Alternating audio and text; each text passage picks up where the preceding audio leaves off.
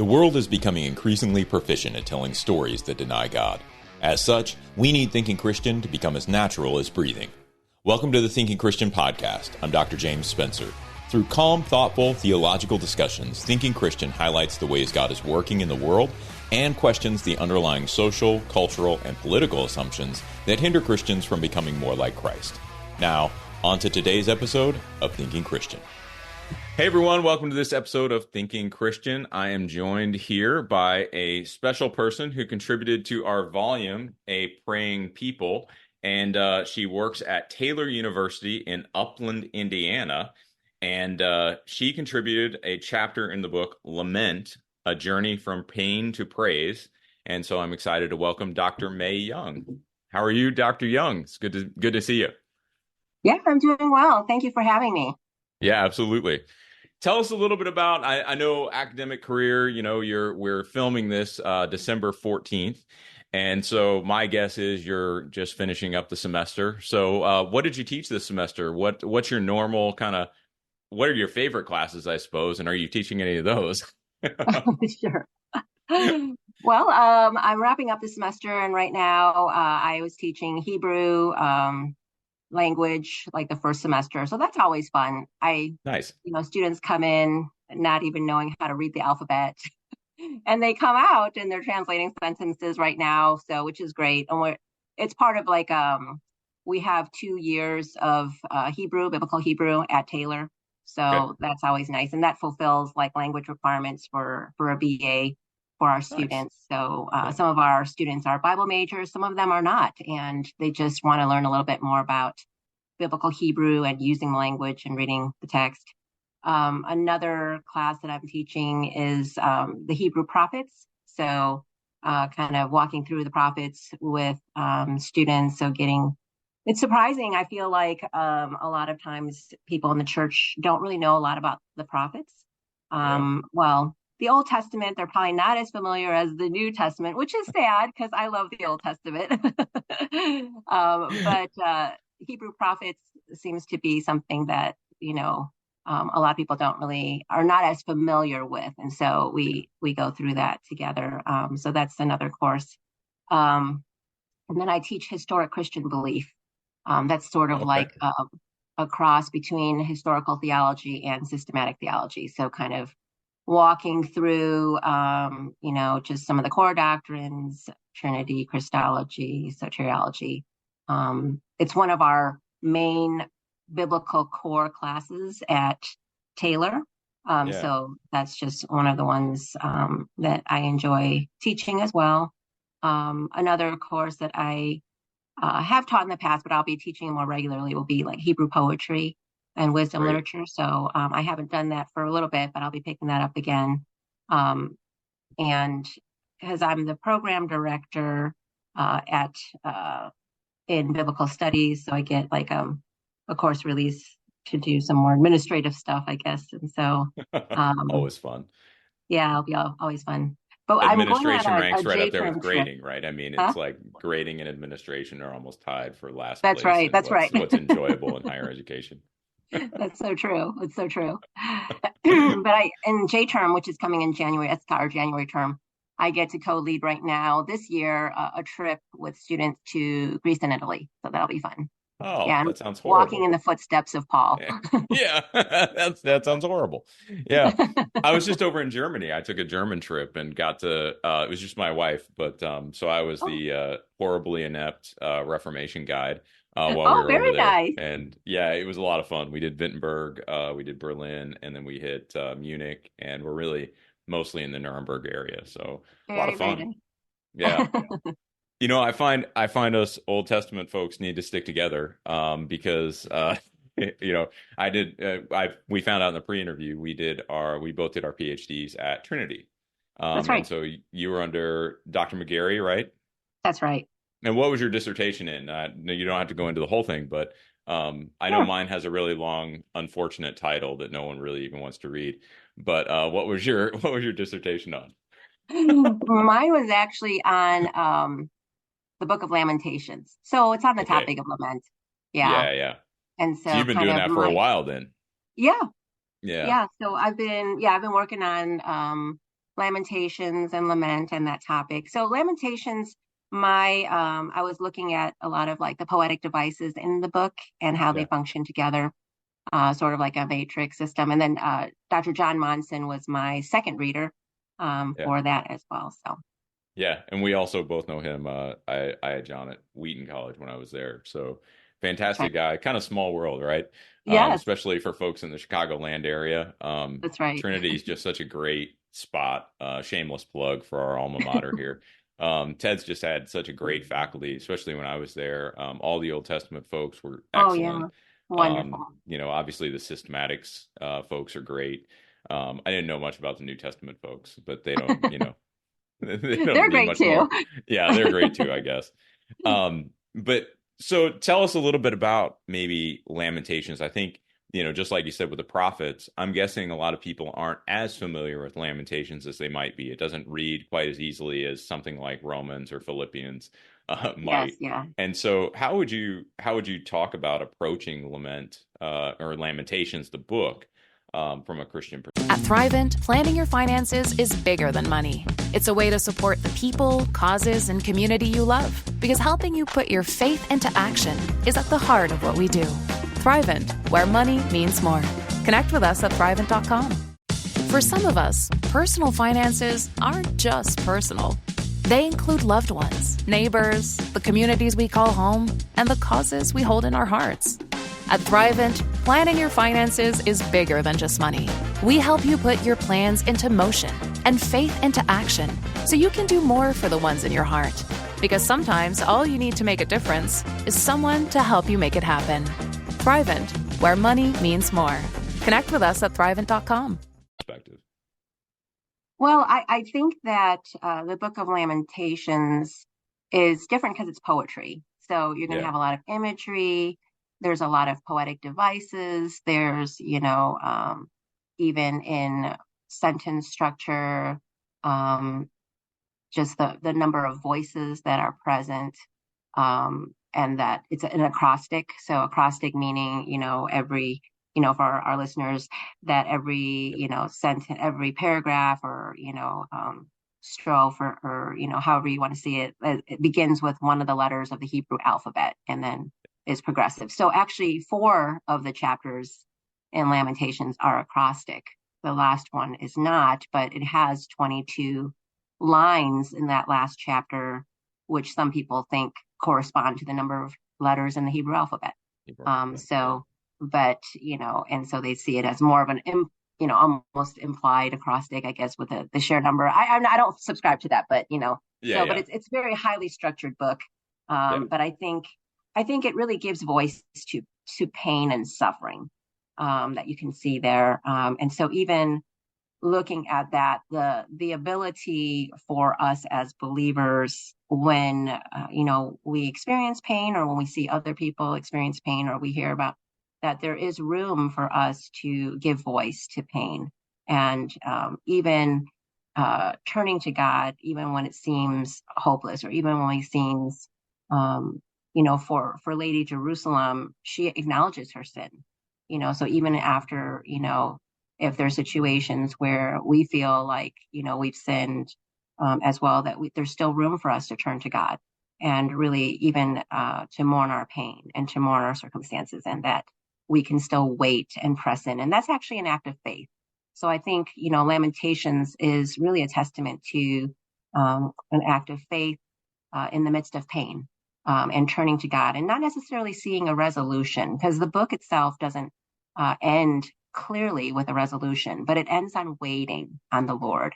And so I think sometimes with lament, there's a sense of waiting, and we sort of, I think, living in a world today, we want instant results. We want God to answer us. We want the pain to be taken away, and we don't know how to wait sometimes on the Lord in hope. And so I think Lamentations is a testament to that and helps us to see that. What I found in my research was that even the very structure of the book sort of mirrors the process of lament, in terms of voices and how, there's a progression and how sometimes when we're in our pain in the beginning, we're just so stuck with our own perspective.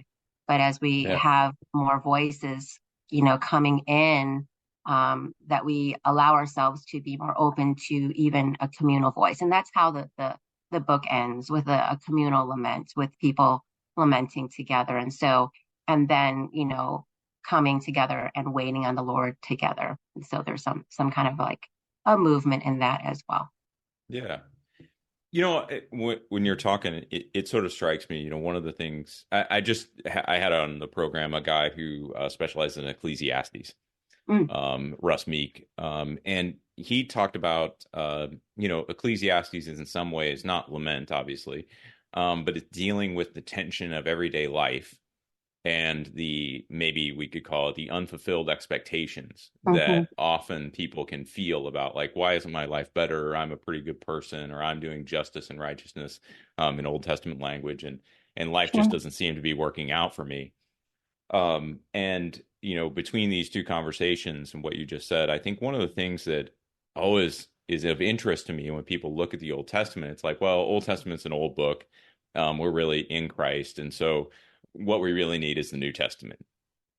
But I think, while a lot of these things sort of culminate and center in Christ, we're still a people who are waiting. Like, we still need to understand how to wait, how to anticipate, because what Christ started hasn't been finished yet. Yes. And so we still go through a lot of suffering and pain. And so it just strikes me that Lamentations would have such strong application to present day. Sure.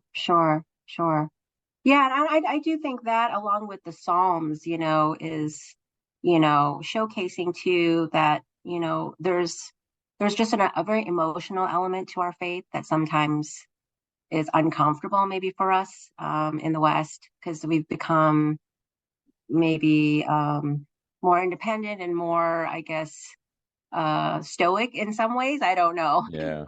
And as we approach it, and almost like within the church, like how can we be more expressive in our relationship with the Lord? And I think the Psalms and Lamentations really model that for us. I think that's fair. I think it's interesting. I mean, it's almost like we're a little more Spock and a little less Kirk, if you're into Star Trek. But I also think that, the expression we're comfortable with seems to be less despairing and more happy and joyful, and I could sing of God's love forever, as opposed to sort of what I think some people might construe as wallowing, just sort of pity and frustration and hopelessness in Lamentations. And so I'll be interested to dig into that a little bit, because obviously you wrote the chapter on lament and prayer. And I'm not sure that lament is a common practice within the church today. And so why don't we take just a quick break here? And then when we come back, we can talk about the connection between lament and prayer, and maybe even some of the characteristics of lament within what could be Christian prayer. So we'll be right back, and we'll talk about that. Hey, everybody, welcome back. Here with Dr. Young, and we are talking about lament. And so before the break, we were going to talk and discuss a little bit about the connection between lament and prayer. So tell us about the chapter you wrote for praying people a little bit, and then maybe we can get into a more general discussion about lament. At Thrivent, planning your finances is bigger than money. It's a way to support the people, causes, and community you love, because helping you put your faith into action is at the heart of what we do. Thrivent, where money means more. Connect with us at thrivent.com. In prayer. Sure. So the chapter that I contributed, it's actually focusing on lament and prayer, but more specifically that lament is actually a journey. So it's a journey from pain to praise. So it's not just, it goes antithetical to the notion of it being just wallowing in our sadness. Yeah. And so it's not just, lamentation is not the end itself. So we're not just here to lament and seeing it as end. It's actually to move us forward in our journey, to even bring us to greater hope. And that's kind of what we see in a lot of the laments in the book of Psalms, and even in the structure of the book of Psalms in general. And so that's kind of what I cover in the book, how there's actually more Psalms of praise in the beginning of the book of Psalms and moving to, or actually more, I'm sorry, that's the reverse, more laments in the beginning and then more praise at the end. So you're moving from laments to more praise, even in the book of Psalms itself. Of course, it's not a clear cut, number of Psalms, but definitely if you were to look at the number of lament Psalms towards, the beginning of the Psalter, there's a progression that culminates even in, the concluding chapters of, 5 praises, in that way as well. So my chapter talks a little bit about how it moves from the structure of the Psalm itself, having more laments and moving towards the direction of praise. And of course, it's also, in some ways a cyclical event too, of how, in life, it's not always just a straight trajectory from lament to praise, Right. But there's always, coming back and forth in that way too, but there's just movement in that way. And then I move into how even in the structure of lament Psalms, there's different elements that have been identified in scholarship on lament Psalms itself, like 5 different elements. So I walk through those elements in my chapter, and then I finish off with an example of Psalm 13, how it contains those elements. And so a lot of the elements that are present, and they're not present in all lament Psalms, but most of them contain them, and not necessarily in the same order, but a lot of them have address to God, a lament, praise, or complaint section, motivations, and then confession of trust, or being heard, assurance of being heard, and then a vow of praise. So kind of a sort of a progression in that. And sometimes, it's not always, a clear trajectory, but they do contain some of these elements as well. Do you think, as you look at that progression, do you think that, because the Bible never, to my knowledge, really never talks about here's how you lament and here's why lament sort of leads to praise. This is, and so there's a part of me that wants to say this is probably like all these different examples in this movement from lament to praise is intended to be almost prescriptive, right? Like, don't just sit in the pain of life, but move toward praise of God. But then there's also a side of me that wonders if it's more of a descriptive kind of idea that as we're authentic before the Lord, as we're honest before the Lord, this is inevitably where these things sort of move. Like, what's your thinking on that? Yeah, I think it's both. Just like when we think about, the Lord's Prayer, that we pray those elements, like there's a sense of, how we do, those are the elements in our life that we want to lift up to the Lord. But at the same time, there's also a prescription in that too, that we model in that way too. So I would say, since, the book of Psalms is really a book of prayers and, even a book of hymns and a book of, that it's modeling it for us, but it's also showing us to what happens as we lament in the life of the psalmist as well. So I think there's an element of both to that. I think it's interesting as your comment about the Psalms and there being more lament Psalms at the beginning than there are at the end. For one, I think a lot of people wouldn't ever notice that because the Psalms are a fairly large book and, sitting down and counting them is going to be challenging, right? But it also just sort of strikes me that there may be something there that points to a hole in the way that we tend to deal with our Christian lives today. Like, I'm not sure that I see the Christian church having a sufficient amount of lament, maybe, to lead us into praise. And I know that's not the only way to get there. But how would you sort of counsel the church, I suppose, right, through that Psalter? Does it actually teach us a lesson, or is it just a structural observation?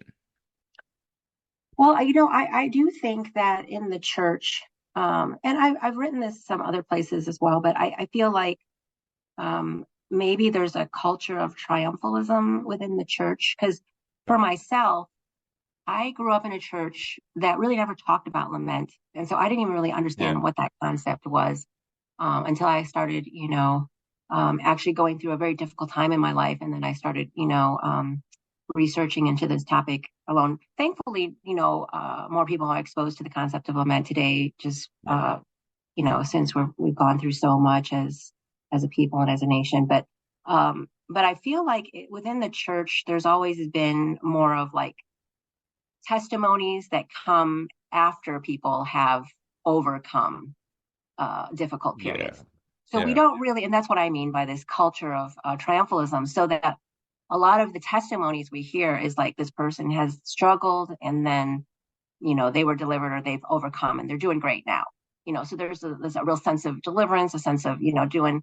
And so it leaves a lot of people not, having an expectation that they need to move into this place of like overcoming, and almost like very quickly, or something's wrong. God's not, delivering them, or what do we do with this pain? And so we don't really hear people who are in the midst of it, which is unfortunate. For a long time, people don't really talk about it. So we don't hear about people really struggling and not really having a resolution but we always hear about people who've struggled and have resolved things. And so we're not really shown this whole process of lament, or what it looks like when things don't get better, or when the next day is just as tough as today.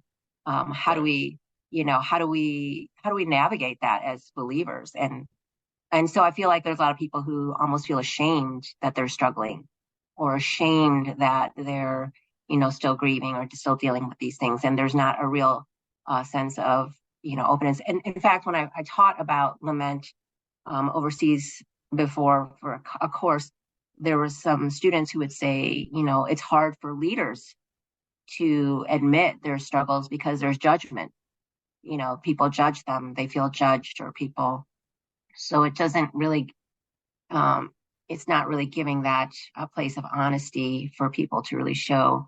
I feel like it's almost like the church is a place where we put our best foot forward. And so I hear people say, well, you know what, I'm just not up to going to church today. I'm like, what is that? Why do we have to be up to go to church? Right. And so, but I do hear that very often, or, I just don't feel like, really good. So I'm not going to go to church today.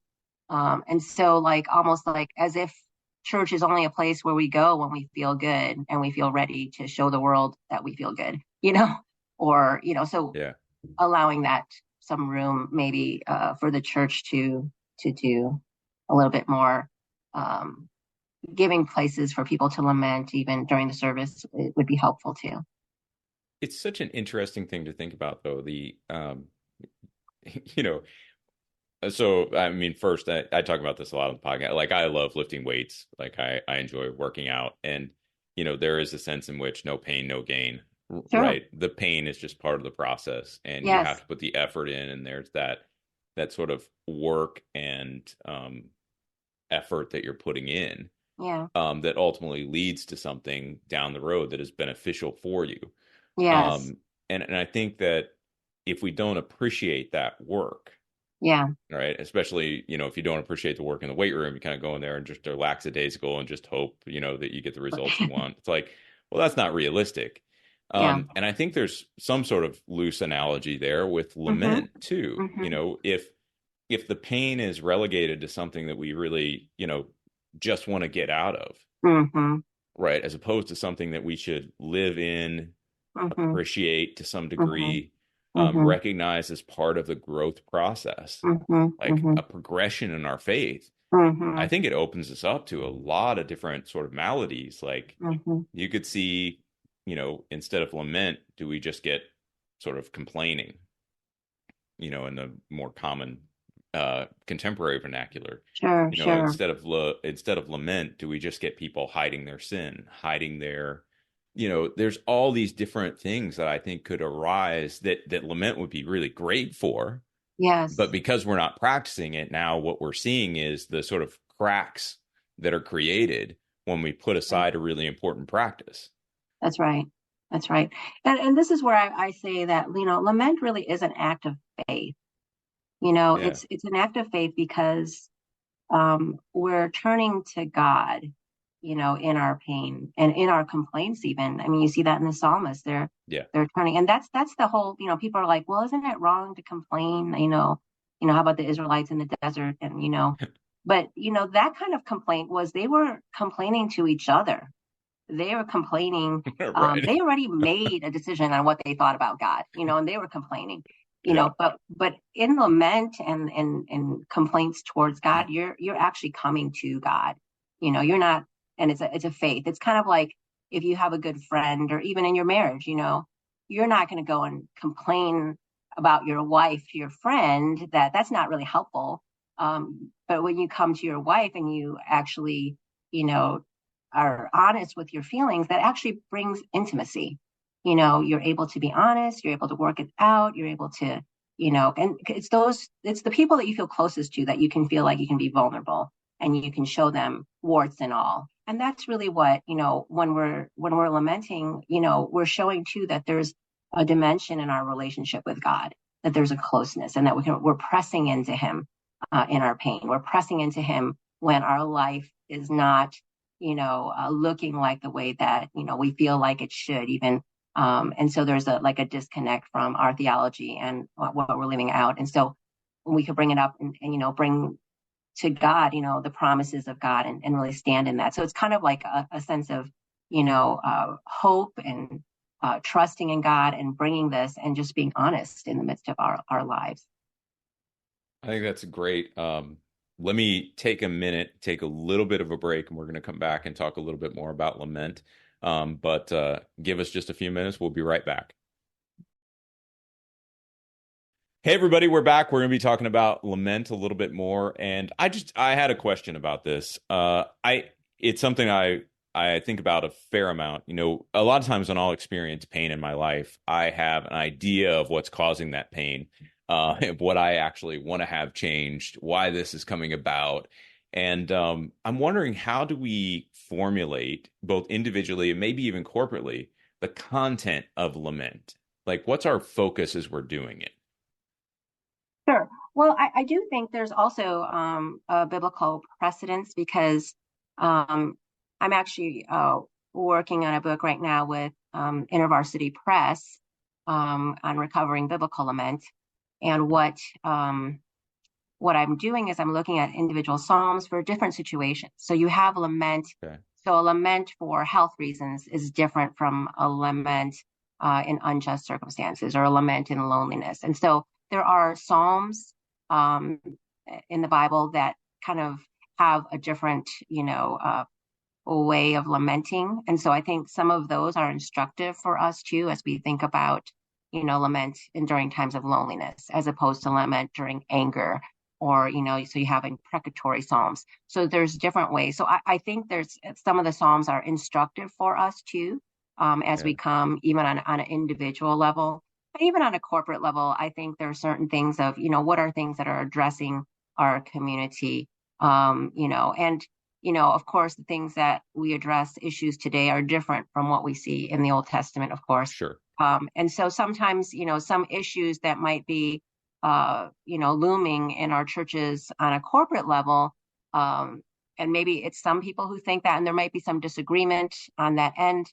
But, I think if the church is bringing it out in the open and lamenting it, I think it opens up for conversation, for real conversation. And I think only in that kind of real conversation can we actually move forward. Doesn't mean that everybody has to agree, but I think that we're, instead of sweeping it under the rug, there could be a sense of, coming together and acknowledging and also working together too, and a real sense of humility before one another as these issues are brought up. And I think that's important. And, it's not always going to be pretty when we come to lament, whether it be individual or on a corporate level. I mean, and some of this, we see even in scripture, some of the wrestling that we see in the prophets, some of the wrestling of, God, why have you forsaken me? Some of, it's not always, it's not always necessarily true, but it's something that we experience. And it's okay to bring that up in the light of community and the light of the Lord, and allowing God and the Holy Spirit to move us in the right direction as well.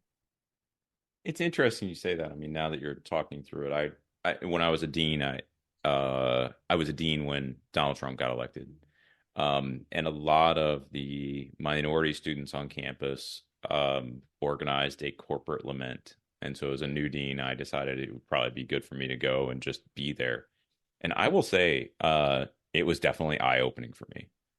As someone who has never really been a huge political animal, and Sure. didn't, Yeah. wasn't really thinking in those terms at all. I mean, Yeah. just to hear what the students were saying and to experience the emotion that they were Hmm. feeling around the issues, right? It goes beyond Hmm. sort of we have political disagreements and we all Sure. understand that sort of vibe. It was very much like whether their fears were ever realized or not, Sure. they were real fears. Yes. Like their emotions were very real. And I Yes. do think, just again hearing you give that answer, it sort of took me back to that place where it was like, yeah, it did open me up to these other people. Sure. Not in the sense that I agreed with everything, but in the sense Right. that, wow, they're feeling this pain. And so how should I now, sort of reconfigure and rethink the way that I interact and the way that I speak, what I talk about, how I work Hmm. with that in order to build them up as members of the body of Christ. Yes. Yeah. And that's so important. And I think that comes in, like when you look at the book of Lamentations in chapter 1, one of Yeah. the reoccurring refrains is that there was no comforter for her. So really Mm, what Lady Jerusalem was looking for was someone to witness her pain, because she wanted someone to understand and see her pain. And there yeah. wasn't any person. And so here, as a body of Christ, we're called to hurt with those who hurt and rejoice with those who rejoice. And so, like, when we hear the pain of our brother and sister, to come along to be a witness is in many ways a comfort for them. We don't realize that, but that really, you're standing alongside with someone in that way. And so there was a quote, I think, that, when you have two people sharing the pain, the load gets lighter, you know? Yeah. Yeah. And so you don't have to carry it all by yourself. And so it's not necessarily us agreeing, but actually Yeah. seeing someone in pain, witnessing to that, really brings a sense of comfort to that too. And that's where, sometimes when people are going through deep suffering, you don't even have to say anything with them. You could just sit there with them to be, presence, that ministry of presence, that witnessing of the things that they're going through. Yeah. I think lament has that potential to sort of bring us together in ways that we're not recognizing at all. And just again, as you're speaking there, I'm thinking back on the book of Job, right? Where you see Hmm. Job in this really deep lament, wondering what God is doing to him. And then Hmm. his buddies come around and they're like, listen, you just got this all wrong. And Yeah. they're trying to, not really trying to solve his problem. I mean, I guess they're okay with Job suffering, but they're trying to give him like the recipe for moving from, lament, being destroyed basically to not being destroyed. Yeah. And Job's just like, what the heck? Like Yeah. this is not what I was hoping for from you guys. Yeah. Like you're not even hearing me, That's right? right. That's I'm right. the righteous sufferer and Yeah. you're trying to tell me just to repent. Like that doesn't even Yeah. make sense. Yeah. And so yeah, I think there's a lot of lessons here that we could look at from a lament perspective. So have you talked about, and I grew up in the same churches probably, or I went to similar churches that didn't really talk about lament at all.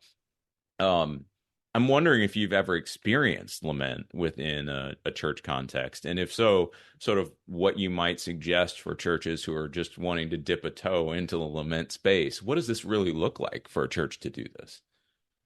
Well, I've been to churches where they've, incorporating, maybe even in times of worship, some lament songs, so Yeah, that, people who are not necessarily ready to praise, can actually be, more uh, meditative, and okay. even allowing for that. So some space within the church to allow for that. Yeah, That's something small, or even during times of corporate prayer to give room, and silence for those who are dealing with, a real tough time, and giving them space to talk with the Lord on that. Because sometimes people, we talk about lament, but people don't know how to even lament when they're on their own. So when they're in a corporate setting, to, even allow them to have that space to be honest with God, and just come before Him. And if it's only silence, it's only silence. But, maybe giving some space, and walking them through what that might look like for them personally, helping them in that way too. I think that those are just helpful. Or, if there's a larger issue that has been dealt with within the church. I've been in an institution where, there was a lament service, and some of the things that had happened that was tough in that particular institution, they were able to lament together. And so many people felt after that service that it was just healing because it was acknowledged, and these issues were brought up into the open. And so people can feel a sense of freedom to even, mourn the losses, or, mourn the frustrations or some of the things that had happened, instead of just, moving forward. And so that actually gave room for people to move forward because this was acknowledged.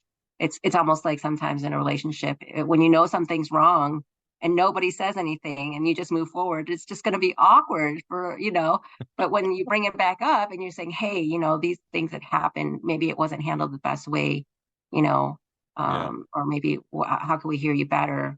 Even in a relationship, that helps you to move forward, in the relationship itself. And so even as a community, you can move forward instead of just moving awkwardly, like, I don't know, Right. So people feeling a sense of loss or lostness or something like that.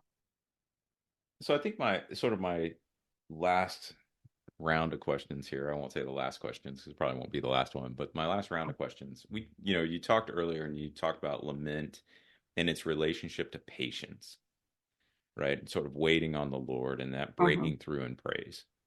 Sometimes what I see happening is, let's call it lament, right? A complaint is raised, right? Either to God or others. And then there's an expectation for immediate action.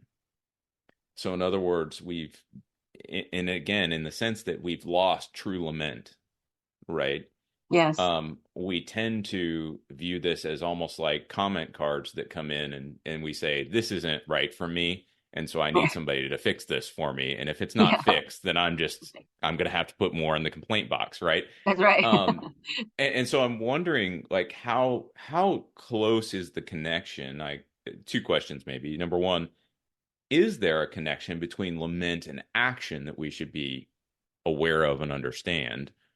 And then is lament really just that patient process of waiting on the Lord and recognizing that he will be faithful, whether that's through his people or what have you? And so really the question is about lament and action. Like, how are those two paired? Yeah. And I think that's a great question. And I do think that it's different in every situation. Okay. So I wouldn't say there's like, a cookie cutter formula for that.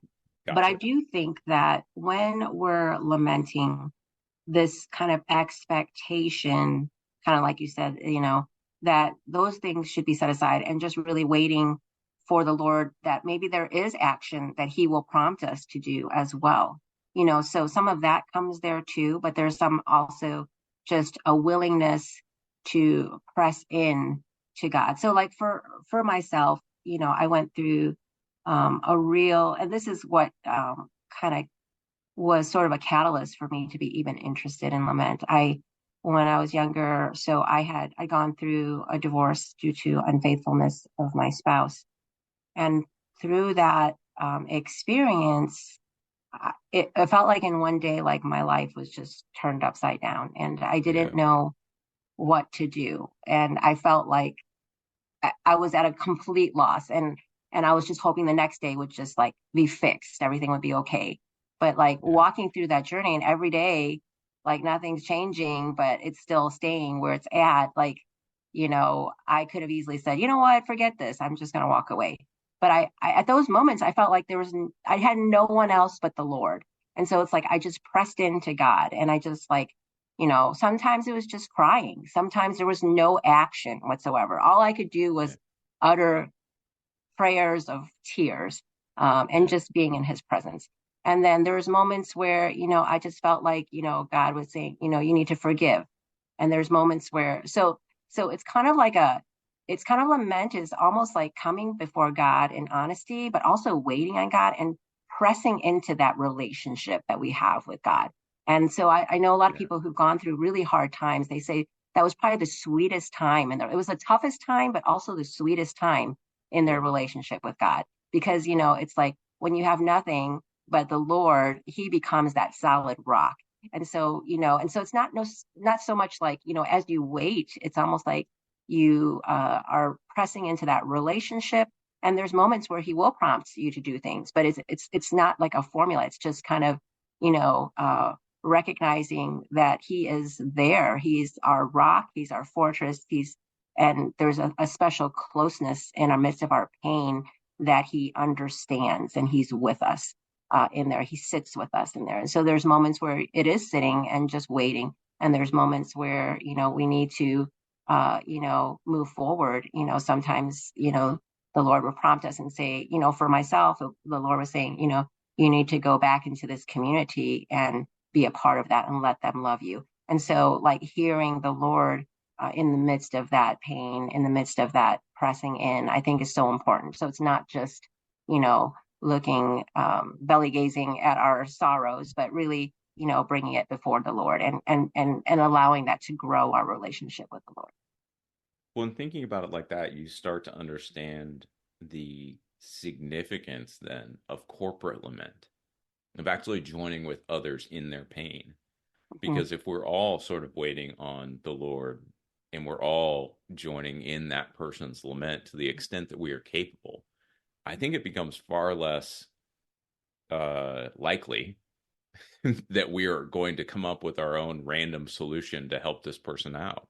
That's Or we're right. going to Yeah. try to, reason through the pain, like, Yeah. hey, this really shouldn't hurt as bad as you think. Look, Yeah. here's the, like, Yeah. I think if we were all sort of joined together in it, it does give it a whole different context where we're all now crying out to the Lord for this Yeah. solution. It Yeah. binds us together in a way that Yeah. we wouldn't be otherwise. Right. I Right. mean, I just think the whole thing is sort of fascinating to think through. How Yeah. is it that we can join with our brothers and sisters in Christ, not in celebration, hey, you've overcome this, Yeah. but in despair and anticipation Yes. That's that you right. will overcome this That's and right. that Yeah. we're all going to be involved in some way, but we're not sure Yeah. what that way is yet. Right. Right. Right. We're just all going to be open to the prompting. I think That's the right. individual experience and the corporate experience Yeah. kind of mirror each other a little bit. Yeah, I think so too. I think, and I think there's something to it when people have walked through that journey with you that that also increases the intimacy within those relationships as well. Yeah. Yeah. Yeah. Well, this has been great. We're coming up at the end of our time, and so I want to give you the opportunity to talk about. You mentioned your book. What should folks be looking for? Do you have a timeline on that? I kind of know how publishing goes, and so a loose timeline. When's the book supposed to be done and out? Sure. So the book is coming out. It should be coming out in 2024. So next year, in the Okay. winter, probably. Okay. Called Recovering Biblical Lament. That's the tentative title right now. So Okay. we'll see. But it's with InterVarsity Press with that. And it's just a book about, lament, and also looking at specific examples of, lament and, during times of anger or, loneliness. And I want to put examples too of different people who've walked that journey Yeah. in there as Yeah. well. Okay. Well, I think I'm going to link people to your faculty page at Taylor University, Right? and so people can keep up, and hopefully, whenever the book comes out, maybe you can come back on and talk a little bit more about Lament and the book, and Sure. it'd be fantastic to have you back. I really appreciate the insights you shared today. Lament is it's one of those topics. I mean, as an Old Testament guy, I did mostly historical books and dipped into the prophets, right? And so you sort of skim over. It was just like when I was talking to Russ Meek about Ecclesiastes. I'm like, this book is like a mystery, even to people who, and even to many people who are Old Testament scholars. And I feel kind of the same way about Lament. It's not something that everybody specializes in. And so I'm really grateful that you're doing this work, and grateful for your contribution to a praying people. And so, yeah, if you want to read more, you can pick up A Praying People. We'll link that in the show notes. And if you want to check out more from Dr. Young, I'll link you to her university page at Taylor University. And thanks so much for being on. It was a pleasure talking with you about this today. Thank you so much for having me. I really appreciate it. I enjoyed my time. Yeah. Thank you.